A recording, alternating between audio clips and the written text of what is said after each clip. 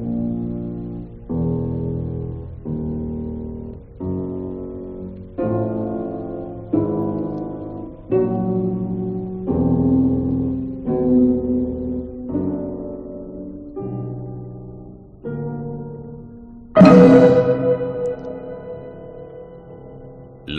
du mystère. Une émission de Germaine Beaumont. Aujourd'hui, Les apprentis sorciers. Un film radiophonique de Jean-Pierre Ferrière. Réalisation Henri Soubeyran.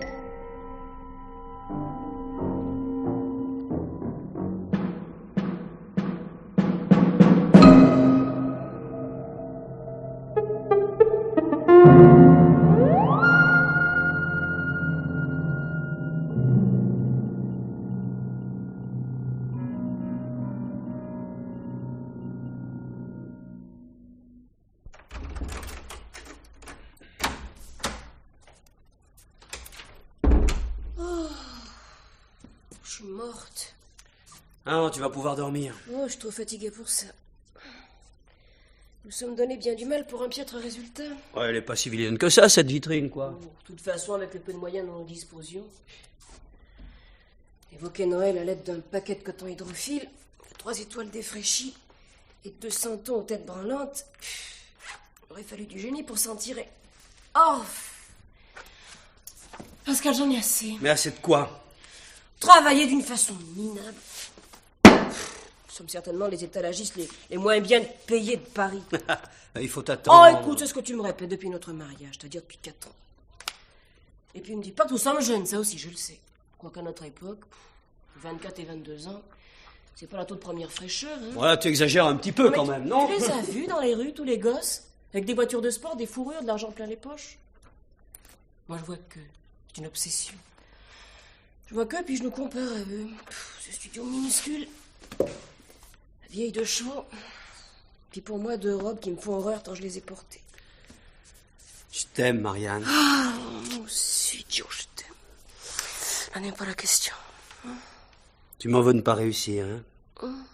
Je nous en veux. Mais regarde-nous, Pascal. Les minuit. Nous venons de travailler comme des brutes depuis 7 heures du soir dans un magasin glacial. Et pour gagner quoi? Juste de quoi pas mourir de faim pendant 2 ou 3 jours. Et encore, nous devons considérer cette commande comme un miracle et prier pour que ce miracle se renouvelle le plus tôt possible. Ce matin, dans le miroir, je me suis aperçue que j'avais une expression de dureté, presque de méchanceté, que je ne me connaissais pas. Je vais devenir laide. Ça me paraît très difficile. Ah, t'es gentil. Mais ça change rien au problème. J'ai envie de m'amuser, d'aller danser, prendre des vacances. Et puis toi aussi. Bien sûr, mais... Écoute, tu te résignes, Mais tu vois? non, j'espère qu'un jour, Espérer, c'est rêver tout éveillé. Ça mène nulle part. Mais bien sûr, mais ça aide quand même. C'est bien ce que je disais, tu te résignes. Enfin, peut-être que simplement nous n'avons aucun talent. Marianne, tu veux changer de métier? Ouais, c'est ça, je ferai des enveloppes à la maison et toi, du porte-à-porte pour placer les aspirateurs. Non, tu vois, le seul avantage de notre travail, c'est qu'il nous permet de rester ensemble. Merci bien. Oh, il n'y a vraiment pas de quoi. Tiens, qui ça peut être à 7 heures? Certainement pas le propriétaire, il est beaucoup trop tard. C'est ce qu'on va voir. Oh, Sacha! Bonjour mes anges. Dis donc, mais qu'est-ce que tu fais dehors à cette heure-ci, toi? Eh ben d'abord je vieillis. Oui. Ça se voit pas. Et ensuite, merci. Et ensuite j'ai terminé une robe. Et surtout, je viens vous proposer une affaire. Et collé à mon carreau, je me suis usé les yeux toute la soirée à attendre que s'éclaire votre fenêtre. Encore heureux que nous habitions en face les uns des autres. Quelle affaire, Sacha? Une affaire dont m'a parlé l'une de mes clientes. Je lui ai fait une robe ravissante. Oui, ça m'arrive. Elle me prend pour l'empereur de la haute couture. Et elle est folle de ma chambre de bonne. Bref, elle a une petite boutique à louer. Exactement ce que vous cherchez depuis des mois. C'est à Saint-Germain-des-Prés, au coin de la rue de Seine et de la rue Mazarine. Plus la possibilité d'y vendre ce que vous voudrez et un loyer minime. Et quelle est la condition? Car j'imagine qu'il y en a une. Oui, elle n'a pas de porte à payer. Combien? Oh, ridicule pour ce que ça représente. Combien? 2 millions d'anciens francs. Oh là là. Oh, dont nous n'avons pas le premier sou. Mais réfléchissez bien, voyons, c'est une occasion unique. Surtout dans ce coin-là. Non mais, vous ne retrouverez jamais ça. Venez ici. Non, moi, je peux vous prêter 150 000 balles. Et pas plus, hélas, la couture en chambre, ça va pas très loin. Oh, je t'adore, bien que je t'embrasse. Oh là, Alors, sois pas jaloux, Pascal. C'est bien que j'aime Marianne comme un père. Oh, alors, tu vas pas encore nous parler de ta cinquantaine. Alors, cinquantaine, cinquantaine, ça, n'exagère pas, quoi, ça arrive quand même. Et combien de temps avons-nous pour réunir l'argent? Ben, ma bonne femme a beau être à mes pieds, je ne pourrais pas la faire patienter plus d'une semaine. Hein. Ouais. Cette boutique, tu l'as vue? Pour vous, mes jolis, j'ai fait l'effort de quitter ma tanière. 2 vitrines entre un magasin de mode et une librairie. Enfin, l'idéal, quoi. Ben, dites-moi, au fait, qu'est-ce que vous voudriez y vendre? Tout pour le comédien. Tout pour le... C'est-à-dire? Ce dont les acteurs ont besoin et qu'ils trouvent jamais au même endroit. Ouais. Maquillage, postiche, texte de pièces, disques, etc. Ouais. Oh, dis donc, ce serait formidable. Fini la course aux clients, les discussions interminables pour un salaire de misère, les déceptions, fini tout ça. L'argent. Vous devrez remuer ciel et terre pour le trouver. Ciel et terre? Les parents sont plus pauvres que nous et nous connaissons personne. Il reste que mon oncle, pour lui arracher un centime à celui-là. Il est riche? Oh oui, assez. Puis je suis son seul héritier, mais il a déjà refusé de nous prêter de l'argent pour un appartement, alors, quand nous sommes mariés. Ben, propose de le rembourser en 5 ans, signe des traites. Ça impressionne. Pascal, tu dois le convaincre. Cette fois, il marchera peut-être. Oh, Pascal, essayons. Ben, pour quelqu'un de fortuné, 2 millions, c'est une goutte d'eau, quoi. Ton oncle habite Paris? Non, la province, Châteaudun, c'est à 100 km, de toute façon. Vous irez dès demain. Bien sûr. Après tout, qu'est-ce qu'on risque, Ah hein? oui.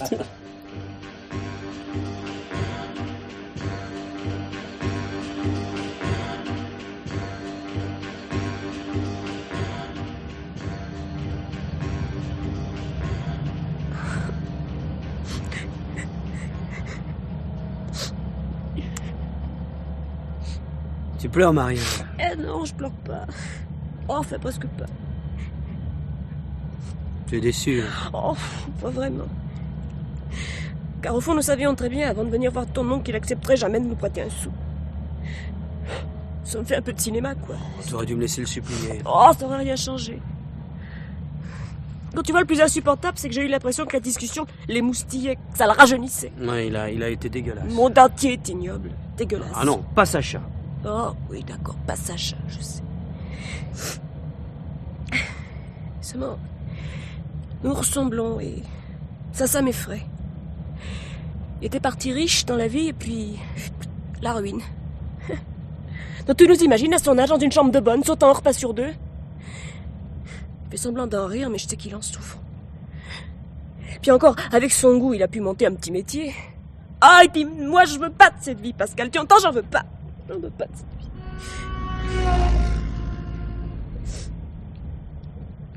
Il est dingue, ce type. T'as vu comment il conduit? Et non, s'il se casse pas la gueule, il aura de la chance. Voilà, pourvu qu'on ait assez d'essence pour regagner Paris. Marianne. Oh, ouais, dis-moi quelque chose. Oh, j'ai pas envie de parler. J'ai envie de rien. Ah, alors si dormir très longtemps et puis jamais me réveiller. Ben dis donc, quelle voiture? C'est une américaine, une Prentice.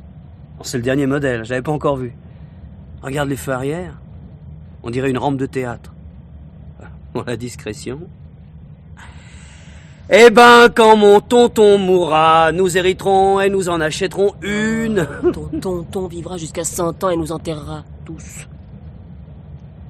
Tu sais que j'ai songé à le tuer pendant une seconde. Ouais, j'ai eu la même pensée. Et c'est un projet qu'il faut abandonner car doués comme nous le sommes, nous nous ferions prendre. Et puis lui, il en réchapperait. Oh, tu as entendu? C'est sûrement un accident. Regarde cette lumière au-dessus des arbres. Accélère. Je te parie tout ce que tu veux que c'est le gars de tout à l'heure. Ah, c'est une voiture qui brûle. Elle s'est enroulée autour d'un platane. Mais j'avais raison, c'est celle du fou. Regarde! Fou, il roulait tellement vite. Tu crois qu'il a réussi à s'en tirer? Ouais, l'apprenti s'est arrêté. L'aile droite est complètement emboutie.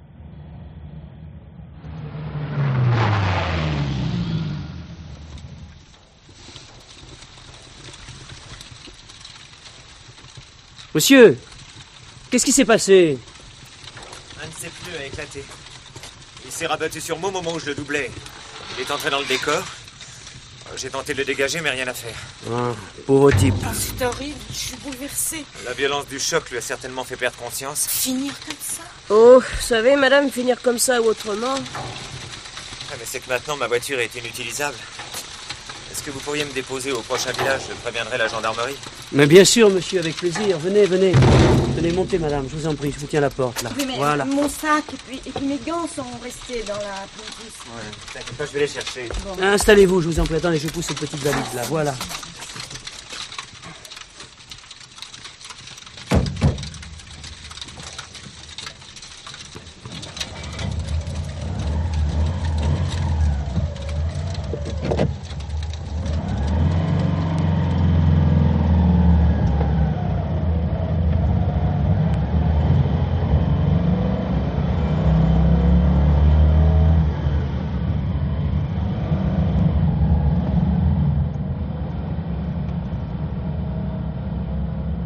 Vous continuez sur Paris, monsieur? Oui, oui. Alors, après m'avoir déposé à la gendarmerie, est-ce que ça vous ennuierait d'emmener ma femme? Oui, il est inutile qu'elle m'accompagne pour les formalités. Bien sûr, monsieur. Je vous remercie beaucoup. Oh, vous êtes très aimable, monsieur. Tout à fait naturel, madame. Mais alors, comment reviendras-tu? Mais je trouverai un moyen, ne t'inquiète pas.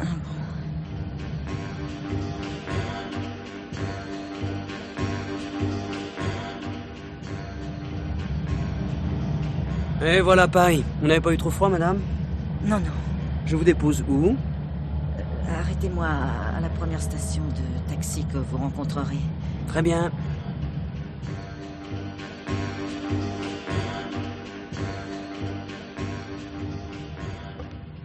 Bizarre.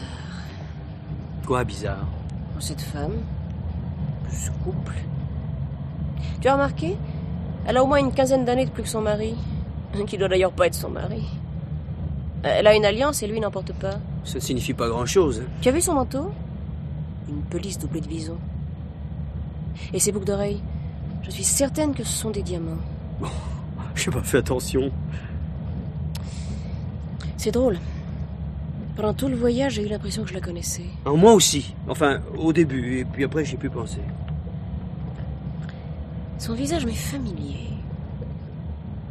Je me demande si c'est pas une vedette de cinéma. Pas une star, non. Mais le genre d'actrice qui joue le rôle de la mère du jeune premier. Oui, la cinquantaine, très élégante, la classe. Ah, si seulement elle nous avait dit son nom. Ça, c'est vrai, ils sont pas présentés. Nous non plus, d'ailleurs.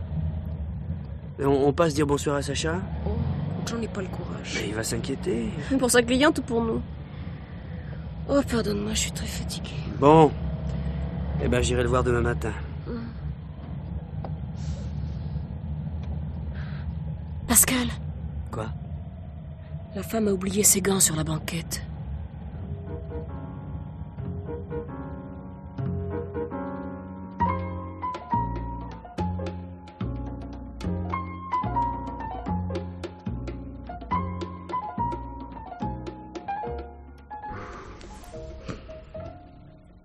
Pascal. Pascal. Réveille-toi, Pascal. Quoi, mais... Tu es folle. Quelle heure il est? 3 heures du matin. Oui, je sais, oui. Écoute, je pouvais pas dormir. J'étais obsédée par le visage de la femme que nous avons ramenée à Paris. J'étais sûre d'avoir déjà vu sa photographie. Alors j'ai feuilleté de vieux magazines et j'ai trouvé... Qu'est-ce que t'as trouvé? La tête de la femme. Regarde. C'est une photo prise au cours de l'inauguration du pub Montparnasse. Et notre inconnue est la marraine de l'établissement. Non, tu vois? Tu regardes? Oui? Oh, si je pouvais... C'est pas une comédienne. Et Françoise Ballard. Ballard, ça te dit rien? Paul Julius Ballard. Oui, ça me dit que c'est les bagnoles de course, la chaîne de Cinoche, le journal, enfin... Oui, tout le tremblement, bref, l'un des hommes les plus riches de France. Tu as déjà vu à la télévision, au cinéma, aux actualités. Oui, je l'ai vu. Bon. Alors décris-moi Paul Julius Ballard. Marianne, t'es zinzin, écoute, j'ai sommeil, qu'est-ce que ça... Écoute, je te dis de me décrire Paul Julius Ballard. Bon, c'est un mec de 60 ans, chauve, des grosses lunettes d'écaille, Une gueule de requin. Voilà, ça te suffit. Il ressemble donc en rien au playboy qui conduisait la Prentice et accompagnait Françoise Ballard. Alors, dis, tu commences à comprendre? Absolument pas. Ce garçon. Oh, je dirais même ce beau garçon. C'est certainement l'amant de Madame Ballard. Et si tenait tant que ça à ce que nous la ramenions à Paris, c'était pas pour lui éviter une fatigue, mais une publicité catastrophique.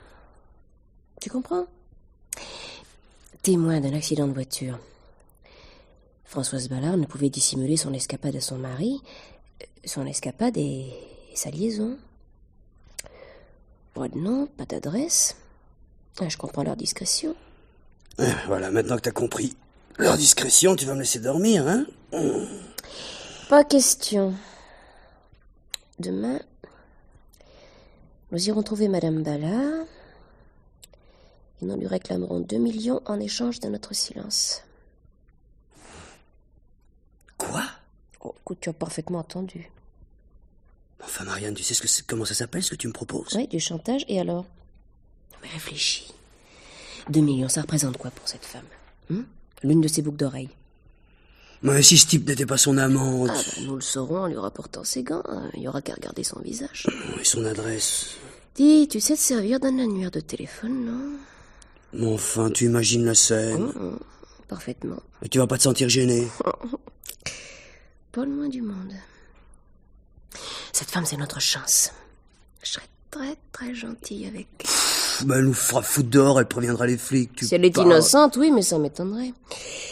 Écoute, Pascal, je veux cette boutique. Je veux changer de vie.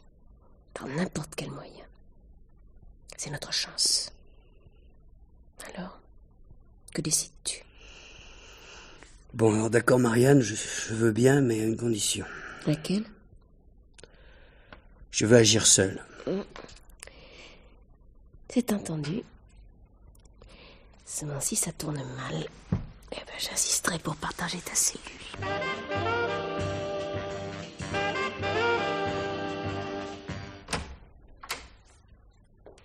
Mademoiselle, c'est un monsieur qui demande à parler à Madame Ballard. Un monsieur? Faites entrer. Bien, mademoiselle. Si monsieur veut bien donner l'appel. Bonjour. Je suis Hélène Ballard, la belle-sœur de Françoise, Madame Ballard. Puis-je la remplacer? Je ne crois pas, madame. Mademoiselle. Voulez-vous l'attendre? Françoise ne devrait pas tarder, elle est allée faire quelques courses. Asseyez-vous, monsieur. Françoise est-elle de vos amies? Non, je lui rapporte un objet qu'elle a égaré, c'est tout. Très aimable à vous. Cette photo sur le mur représente sans doute monsieur Paul Julius Ballard entouré de son état-major. Exactement. Quel est ce type-là, le grand brun à gauche?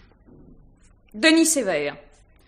L'un des 3 secrétaires de mon frère. Vous le connaissez? Non, pas du tout. Mais il ressemble étonnamment à un acteur de western. Vraiment. Puis-je vous offrir quelque chose à boire? Non, merci. Honnête, dévoué, sobre. Vous n'avez que des qualités. Vous pouvez me laisser seul, je n'ai pas l'habitude d'emporter des souvenirs. Dévoué, sobre, mais complexé. Françoise, oui. Ce jeune homme vous attend. Oh, vous? Comme vous êtes pâle, ma chère, vous ne vous sentez pas bien? Mais comment vous avez pu me retrouver aussi vite? Je suis heureuse, je vous félicite. J'ai vos gants. Mes gants? Oui, vous les aviez oubliés dans le... Oh, comme c'est gentil, comme c'est gentil. Sortons, voulez-vous? Oui, c'est cela, sortons. Françoise, vous savez que vous devez absolument... Oui, c'est cela. Au revoir, mademoiselle. Merci. Au revoir.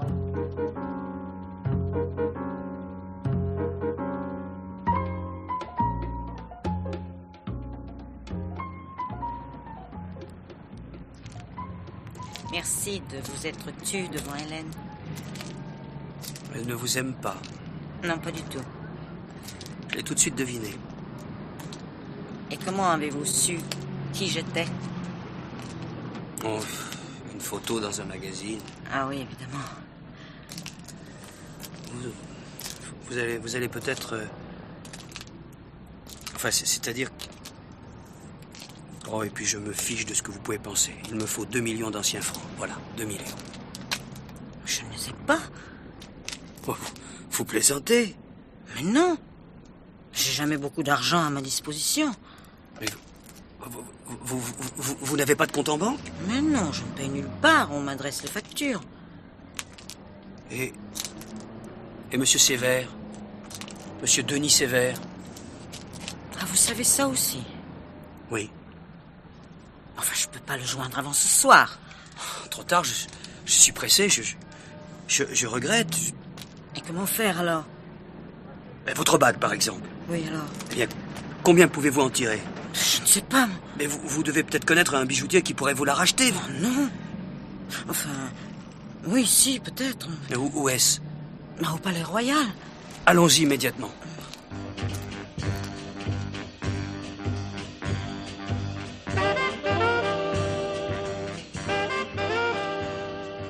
Et alors? Alors, elle est entrée dans la bijouterie et elle m'a rapporté 1,5 million. Seulement?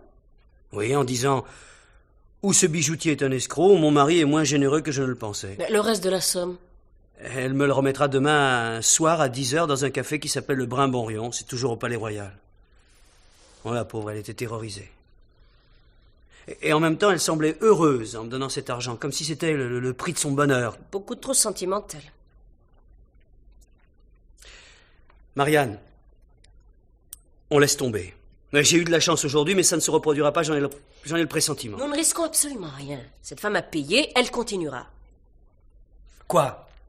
Tu veux dire que même si je vais chercher les 500 000 balles demain... Oui, tu as parfaitement compris. Nous exigerons un supplément. Non! Si! Pendant ton absence, je suis allé voir Sacha pour lui demander de retenir la boutique. J'ai naturellement prétendu que ton oncle acceptait de nous prêter de l'argent et je suis certaine qu'il m'a pas cru, mais c'est un détail. Nous avons fait des comptes, ou si tu préfères, une sorte de devis. Il faudra peindre la boutique, la meubler, régler le loyer et les premiers fournisseurs. Bref, 2 autres millions sont nécessaires. Je refuse, c'est un engrenage! Ce sera tout, je te le jure! Car je suis persuadée qu'il ne faut pas abuser des meilleures choses. Je n'irai pas au Brimborion. Personne ne t'y force. Qu'est-ce que ça signifie? Et que je prendrai ta place? Chacun son tour. J'en ferai qu'une bouchée, moi, de ta millionnaire.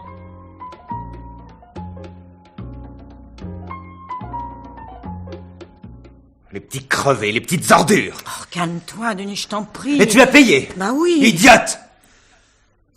Non, pardonne-moi, François, je voulais pas dire ça. Oui, mais tu l'as dit. Mais c'est que tu as fait la pire des choses. Mais je l'ai compris trop tard. Ils m'ont demandé plus, beaucoup plus. Mais mets-toi à ma place, Denis. Je me suis affolée. Oh.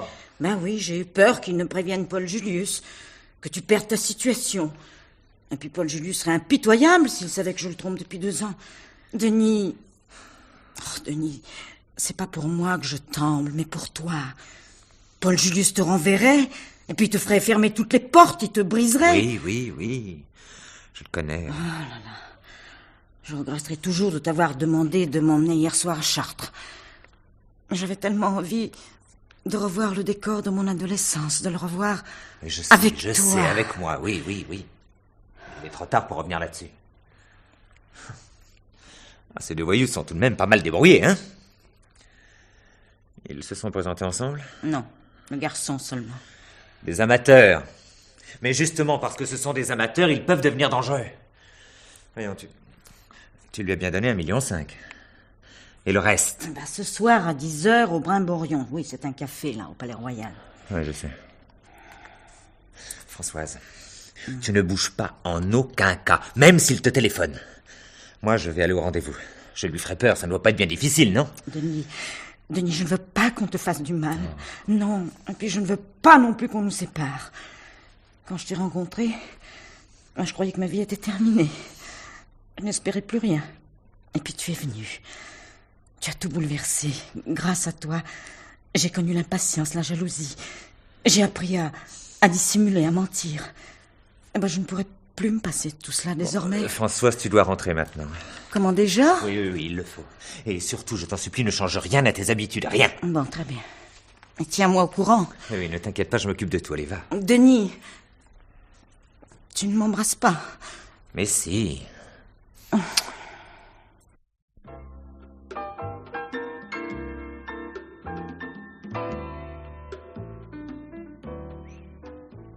Tiens, c'est vous.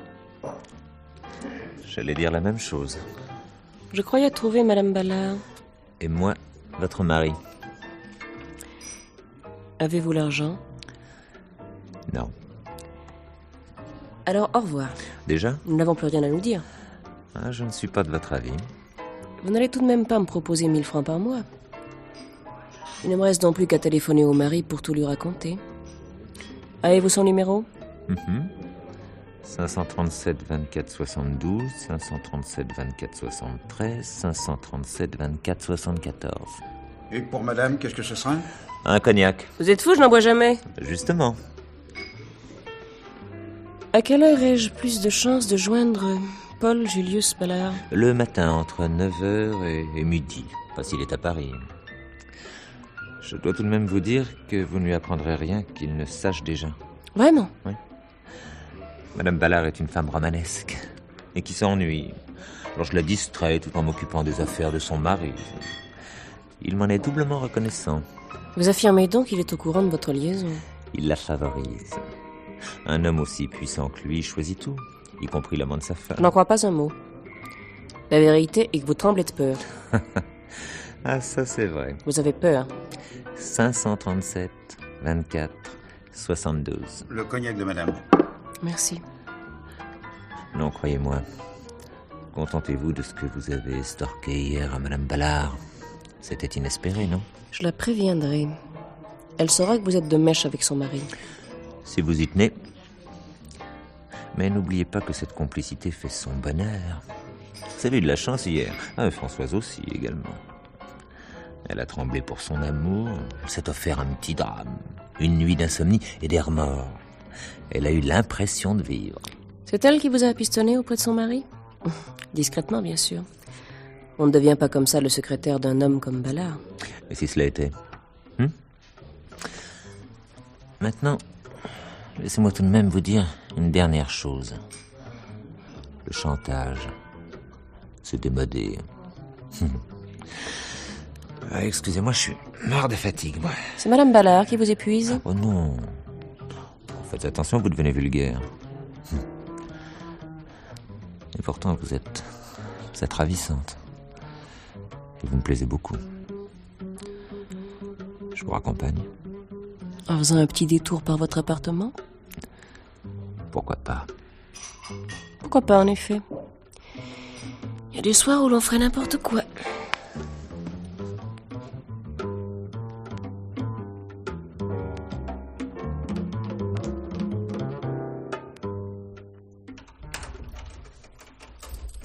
Oh, enfin te voilà, Marianne.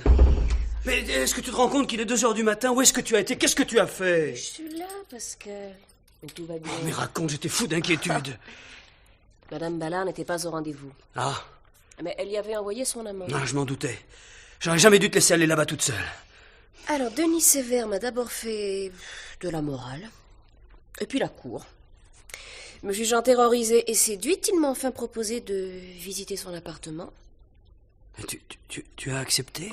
Naturellement. Oh, Marianne. Oh, ne sois pas bête. Je sais me défendre. Une fois chez lui, comme il devenait de plus en plus entreprenant, je l'ai enfermé à clé dans la salle de bain. J'ai pris la fuite. Non sans avoir fouillé partout. Regarde. Mais qu'est-ce que c'est que tout ça? Ce que j'ai découvert dans les tiroirs de son bureau. D'abord, ces lettres d'amour signées Françoise. Ah, des lettres écœurantes de sentimentalité. Mais il y a mieux. Mieux? Enfin, je l'espère. Ce sont les plans d'un building. Le building Ballard. Oui, alors? Alors, grâce à tous ces documents, nous allons pouvoir continuer à faire chanter les deux amants. Tu comprends? Ah ben, Pascal, tu me regardes comme si j'étais une voleuse. Ah ben, au fait, j'en suis une. Mais pour la bonne cause, hein, c'est pour nous, ça. Marianne, je voudrais être sûr... De quoi? Dis. Mais je voudrais être sûr que tu n'es pas devenue la maîtresse de ce type. Oh, écoute, on peut recommencer, non. Si tu savais comme il est stupide et fat. Il se prend pour la 8e merveille du monde. Tout à fait le genre d'homme qui me fait horreur. Alors, maintenant, tu prends une valise et tu mets ton manteau. Mais pourquoi? Nous allons à la gare Montparnasse pour déposer ces papiers à la consigne. Et j'ai pas envie que Denis Sévère vienne nous cambrioler.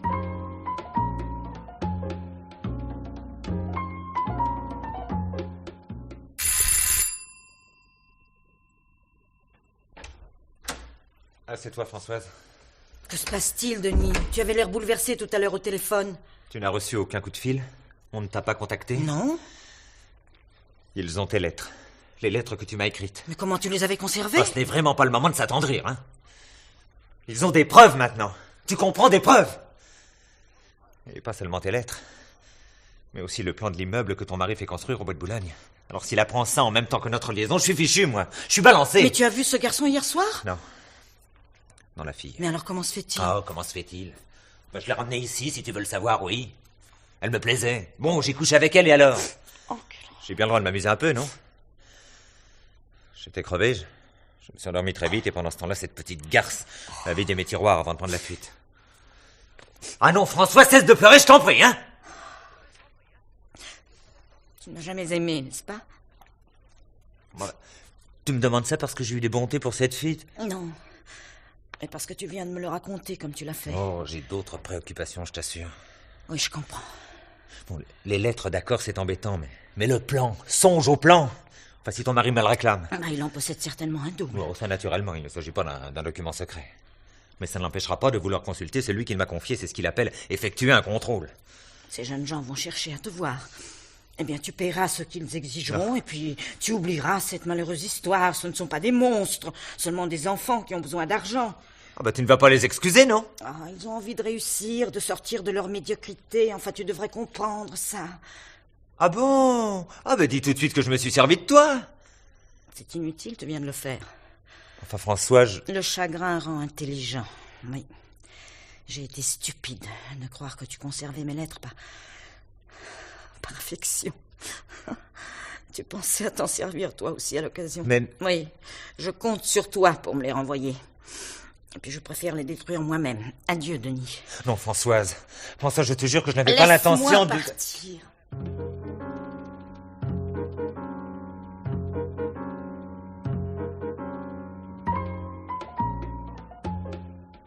Françoise, vous avez pleuré, vos yeux sont rouges.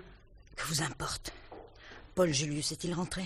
Oui, il est dans son bureau. Seul? Non, avec Marco. Sans gorille, comme dit la presse. Paul Julius ne veut pas être dérangé. Désolée, ma chère Hélène, mais je dois parler à votre frère. Il sera furieux. Mais j'en prends le risque. Entrez! Ah, c'est toi. J'ai du travail. Je veux te parler sans témoin. Marco est un tombeau. Je t'écoute. Bon, tant pis pour toi. Denis Sévère est mon amant. Et tu as de plainte de lui? Enfin, tu as entendu ce que je viens de te dire.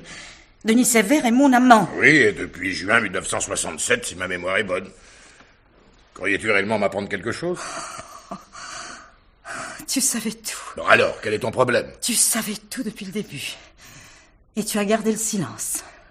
Si tu es heureuse.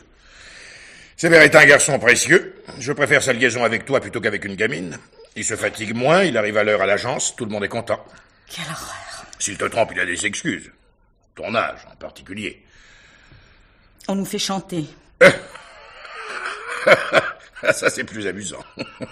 Un couple de jeunes gens. Ils ont cambriolé Denis et ils sont en possession des lettres que je lui avais écrites. Et du plan du building du bois de Boulogne. Sévère a été imprudent. Tu as eu raison de me prévenir. Et que comptes-tu faire? Moi? Ben, rien. Comment rien? Et tu ne vas pas le renvoyer? Donc tu plaisantes. J'éviterai à l'avenir de lui confier des papiers importants. Bon, maintenant je te serai reconnaissant de bien vouloir me laisser tranquille. Bonne nuit.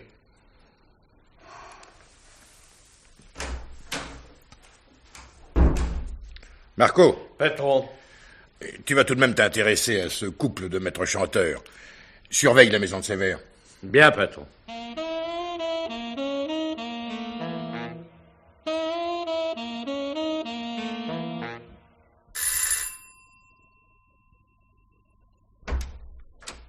Enfin, c'est vous. Bonsoir.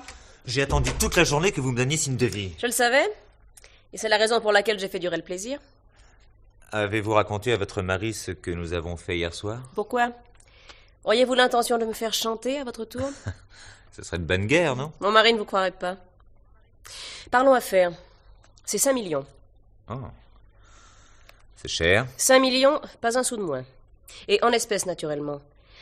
Vous avez 2 jours pour réunir l'argent. Passé ce délai, j'enverrai les lettres et le plan à M. Ballard. Vous êtes une femme de tête. Non. Mais je le deviens. Et dire que je ne sais même pas votre prénom. Bah les pattes, j'ai pas envie de jouer. 5 millions, après-demain, ici, même heure. Au revoir.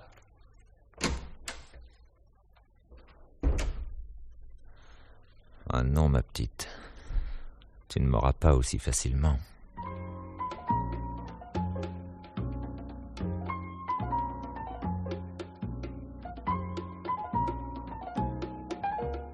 Allô, Paul Julius? C'est Hélène. Oui. J'essaie de te joindre depuis des heures. J'ai passé une grande partie de la journée sur un chantier. Qu'y a-t-il? Il s'agit de Françoise. Une triste nouvelle. Ce matin, elle ne m'a pas reconnue.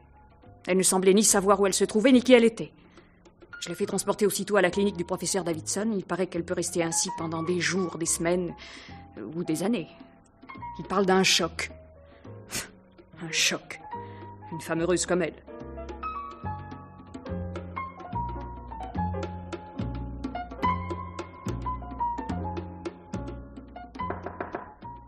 Oui, entrez. Patron, Oui, Marco. un ennui. Sérieux? Assez, oui. Raconte. Hier soir, je me suis donc posté du côté de chez Sévère et j'ai pris une petite enfilature. Elle m'a emmené dans le quartier du Marais, rue des Églantiers, une vieille maison. Elle habite au dernier étage avec son mari. Pascal et Marianne Nancet. Il y a leur nom sur la porte. Le type a ouvert et elle lui a dit « J'ai réussi, après-demain, nous aurons les 5 millions. » Très bien. La chance était avec toi. Ensuite? Je suis resté dans la rue. Oui, une idée que j'avais, comme ça. Au bout d'un quart d'heure, les deux genoux sont sortis. Ils ont juste traversé la rue pour entrer dans la maison d'en face. Je leur ai discrètement emboîté le pas. D'après ce que j'ai compris, ils allaient dîner chez un copain, un type qui a un nom russe. Tu as donc décidé de t'introduire chez les Nancet. Ah bah oui. Oui, pour mettre la main sur les lettres, naturellement. Oh, j'ai pas eu grand mal avec la porte. Bref, j'étais en train de fouiller l'appartement quand le genou s'est ramené. À ma parole, je l'ai pas entendu entrer. Il était seul. Il m'a aussitôt sauté dessus, nous nous sommes battus. Il était pas de taille, ce gosse. Je l'ai envoyé dans le décor un peu brusquement. Enfin, le hic, c'est qu'il s'est ouvert le crâne sur le coin de la cheminée. Mon Dieu. Mort? Sur le coup, oui. Bon sang. Et qu'as-tu fait? Je crois que je m'en suis pas mal tiré. J'ai d'abord remis de l'ordre, et puis ensuite, avec un crayon feutre, j'ai écrit « J'en ai marre » sur la glace, et j'ai balancé le corps par la fenêtre. Suicide, quoi. Et après, je me suis éloigné en douceur. Mais dans la rue? Oh, personne. Mais j'ai tout de même vu démarrer une voiture. Ah oui, celle de Denis Sévère.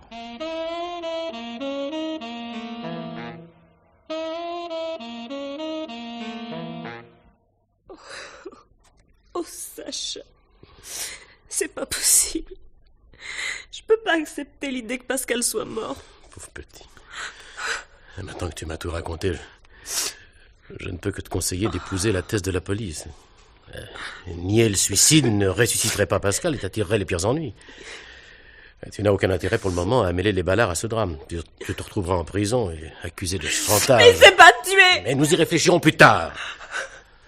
Fais comme tout le monde, accepte l'évidence. Pascal a eu un coup de folie, une crise de désespoir. Voyons, tu sais que je suis ton ami, n'est-ce pas?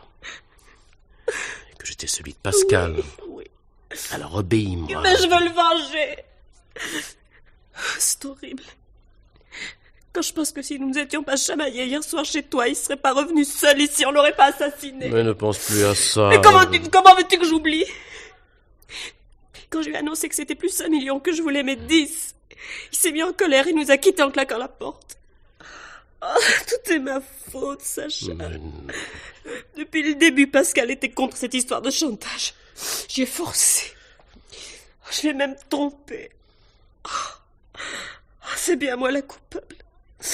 Mais je me rendais pas compte dans quoi je m'embarquais. Bon, voyons, calme-toi. Pascal n'était pas seulement mon mari. C'était aussi mon frère. Un frère plus faible que j'aurais dû mieux protéger. Mais tu comprends, tout avait commencé comme un jeu. Ça semblait simple. amusant. Et rapidement, vous avez été dépassé par les événements, écrasé. N'est pas sorcier qui veut. Hein. Mon pauvre petit. Allez, maintenant, écoute-moi. Tu vas venir dormir chez moi, tu ne peux pas rester seul. Allez, viens. Viens.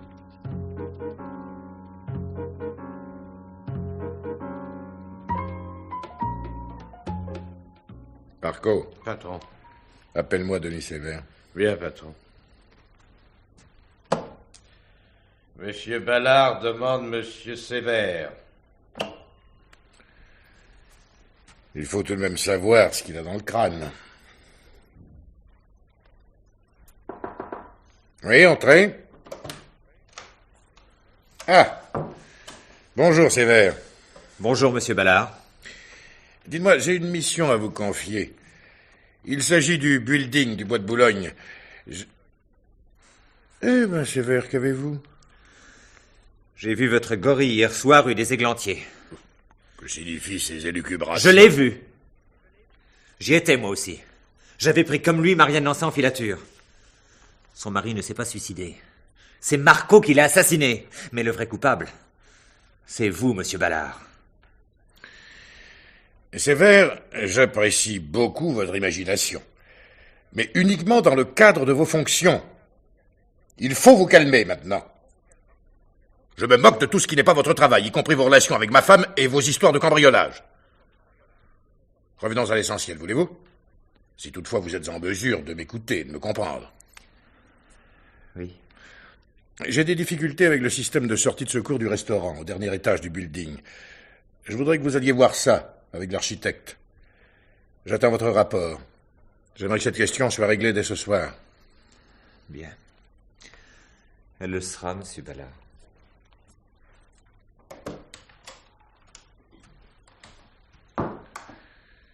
Il est bientôt midi. Le chantier sera désert. Je le pousse. 14 étages. Il n'a aucune chance d'en réchapper. Dommage. Mais il en sait trop. Il parlerait un jour ou l'autre. Reste sur place, Marco. Amène les ouvriers. Sévère aura été victime d'une faiblesse, d'un vertige. Tu n'auras rien vu. Rien compris. Rien, patron. Allez, file maintenant. Bien, patron.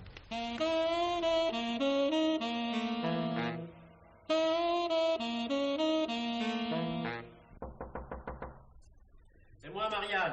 Ouvre. Voilà, j'ai acheté de quoi dîner. Des œufs et du jambon. Tiens. Et puis, j'ai pensé aussi à une chose. Tu vas pas passer tout ton temps à faire la navette entre ta maison et la mienne, hein, ni continuer à payer le loyer d'un studio que tu n'as plus envie d'habiter. Installe-toi carrément ici, qu'on n'en parle plus. Nous nous connaissons suffisamment pour ne pas nous gêner. Si tu veux, Sacha. Non. Demain, je déménagerai mes affaires. Voilà. J'ai aussi pris le journal. Je crois qu'il vaut mieux que tu saches. Quoi? Regarde cet article. Un jeune publiciste fait une chute mortelle. Et il paraît que c'est un accident. Bien sûr. Normalement, je devrais être la prochaine victime. T'es folle, non? Pendant ton absence, j'ai rédigé ma confession sur ce cahier. Quoi? Oui. Tout ce qui nous est arrivé à Pascal et à moi depuis la nuit où nous avons ramené Françoise Ballard à Paris. Garde-le précieusement. Eh oui. Oui. Garde aussi cette enveloppe. Elle contient le bulletin de consigne de la gare Montparnasse. Les lettres de Françoise Ballard y sont enfermées dans une valise, ainsi que le plan d'un building. Ce sont des preuves. Qu'est-ce que tu veux que je fasse de tout ça? Ça peut te servir. On sait jamais. Bon, très bien. Tiens, à propos des Ballards, il y a un détail que tu ignores. Il y a 20 ans, quand j'étais jeune, riche et beau, j'ai fréquenté une petite bande dont Hélène Ballard faisait partie. Hélène Ballard? Oui, la sœur de Paul Julius. Elle était si laide, la pauvre, personne n'en voulait. Et personne n'en a voulu, je crois. Je me demande bien pourquoi je te raconte tout ça, c'est sans intérêt. T'as faim? Non. Mais si, tu as faim. Je vais te faire une omelette extraordinaire. Et puis après, tu iras chercher tes affaires.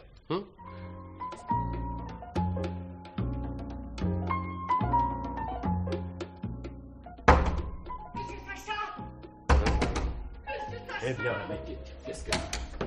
Qui a-t-il? Mais vite! Il y a votre ami qui s'est fait renverser par une voiture en traversant la rue.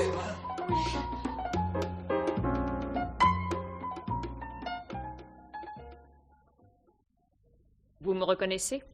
Parfaitement, Hélène. Et votre visite ne me surprend pas, je vous attendais. Vous avez beaucoup changé, Sacha. Et vous, pas du tout. C'est votre frère qui vous a conseillé de venir me voir, n'est-ce pas? En effet. Mon nom a été prononcé devant vous, probablement par la personne qui surveillait Marianne Lancey depuis quelques jours et qui l'a renversée avec sa voiture. Un horrible accident. Vous voulez dire un meurtre? Quelle imagination. Non, de grâce, ne me prenez pas pour un imbécile. Donc, mon nom a été prononcé devant vous et vous avez sursauté. Vous m'avez très bien connu il y a une vingtaine d'années. Ballard vous a alors chargé de me contacter. Je me trompe? Non. Vous n'avez pas envie de devenir un grand couturier? Continuez. 100 millions d'anciens francs et un 5 pièces rue François 1er. En échange de quelques papiers que vous possédez certainement. Exact. Mais en me remettant son cahier d'écolière, Marianne me confiait aussi une mission. Quel cahier? Une surprise, chère Hélène. Une mauvaise surprise pour votre frère. 100 millions. Désolé, ça ne m'intéresse pas. Mais si. La vieillesse sans argent, ce n'est pas drôle. Je n'ai pas de sympathie pour vous, Sacha. Je n'en ai jamais eu. C'est réciproque. Mais je pense que vous valez mieux que cette chambre de bonne et que la couture en chambre. Vous diriez n'importe quoi pour que je prenne votre argent. Dites-moi, Hélène, 100 millions pour 3 crimes, est-ce bien payé? Qui parle de crime?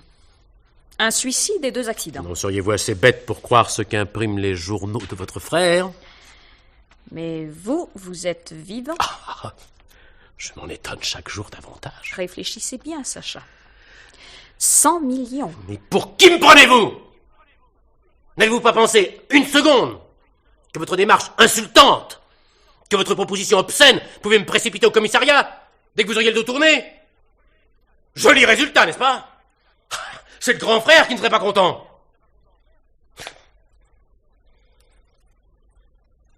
Mais peut-être vais-je accepter votre offre. Après tout, vous l'avez dit vous-même, la vieillesse sans argent, ce n'est pas très agréable. Hélène, ne trouvez-vous pas comique que l'épilogue de cette affaire nous soit confié à nous, les petits, les obscurs, les pièces rapportées? Quelle est votre réponse? Ma réponse? Laissez-moi le temps d'hésiter. C'est un véritable cas de conscience. D'un côté, mes vieux jours assurés, et de l'autre, le souvenir de mes 2 meilleurs amis. Est-ce les trahir que d'accepter votre marché? Oui, bien sûr. Mais ne dois-je pas d'abord penser à moi-même, à cette chance inespérée qui m'est donnée? Alors, Sacha? Que décidez-vous? Je vous téléphonerai demain. Et maintenant, fichez le camp. Allez, fichez le camp!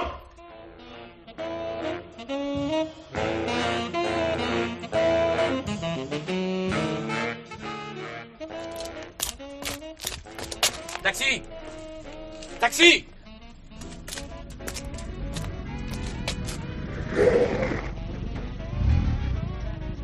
D'abord à la consigne de la gare Montparnasse. Et puis au quai des Orfèvres.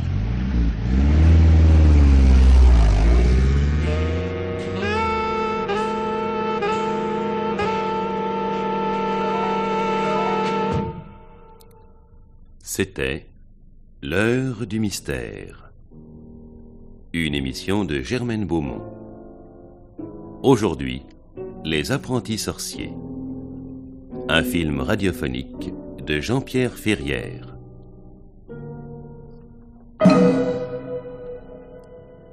Voici quelle en était la distribution. Marianne Bérangère d'Autun, Françoise Ballard, Claude Géniat, Hélène Ballard, Inès Nazaris, Pascal Maurice Sarfati, Denis Sévère, Jacques Fayet, Sacha Pierre Delbon, Paul Julius Ballard, Julien Guillaumard, Marco Jean-Jacques Steen, Un garçon de café, Lucien Frégis, La concierge, Ginette Franck. Bruitage, Joël Noël. Collaboration artistique, Robert Gachassin. Chef opérateur du son, Bernard Galli. Assistante, Colette Chemama. Réalisation, Henri Soubéran.